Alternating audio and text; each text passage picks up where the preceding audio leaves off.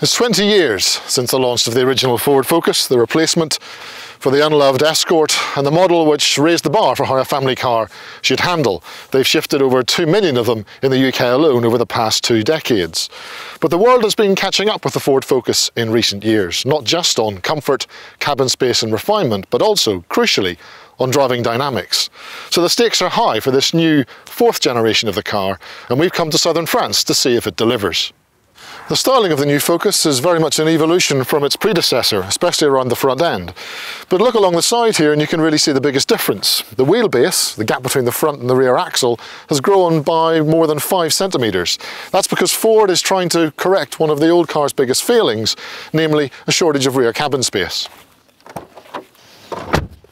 Things definitely have improved in here. There's a decent amount of headroom, and knee room and leg room must be up there with the best in the class. I'm just over 6 foot tall and I can sit behind myself quite comfortably on long journeys. The boot is bigger than before too, and roughly on a par with what you'll find in a Volkswagen Golf, although it does give away a few litres in capacity to the latest Kia Ceed. It should still be enough for most uses though. Up front meanwhile, there's the latest version of Ford's Sync infotainment system, with a high-mounted display that's really clear and quick to respond to inputs.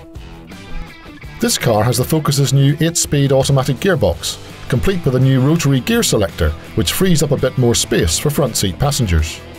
There's been a big jump up in quality here as well. Higher up on the dashboard you've got soft touch materials and this metallic finish, and where there are harder plastics, they're generally lower down where you're not likely to touch them that often.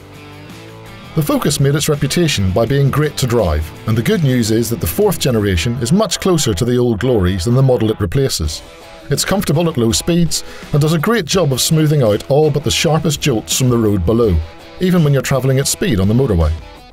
Today we're trying the new 1.5 litre EcoBlue diesel with the new 8-speed automatic transmission. It gives off a little bit of a rattle when you fire it up, but once you're up and running it fades nicely into the background. We've also tried the 123 brake horsepower 1 litre EcoBoost petrol that's likely to be one of the best sellers in the range, and it's a strong performer. It's not earth-shatteringly rapid, but it's comfortable once you're up to cruising speed and nicely refined too. The best thing about the new Focus is its chassis. Lower powered models get simpler twist beam rear suspension, whereas the 1.5 litre petrols and 2 litre diesels get a multi-link setup, with the option, on some trim levels, of continuously variable dampers. In either of these configurations, you'll be getting the best handling car in the class.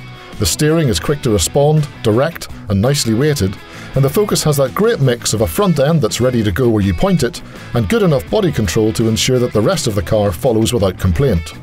It stays flat in fast corners, but is also happy to change direction if required.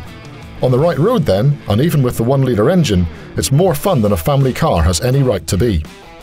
Ford really has addressed many of the old Focus's shortcomings with this new generation. It's more roomy inside, the materials and quality are better than before, and refinement has improved too. But what really impresses is how crisp, composed and comfortable the chassis is. Yet again, the Ford Focus is the best handling family hatchback that you can buy. And when it comes up against its rivals in the UK, I won't be at all surprised if it turns out to be the overall class leader too.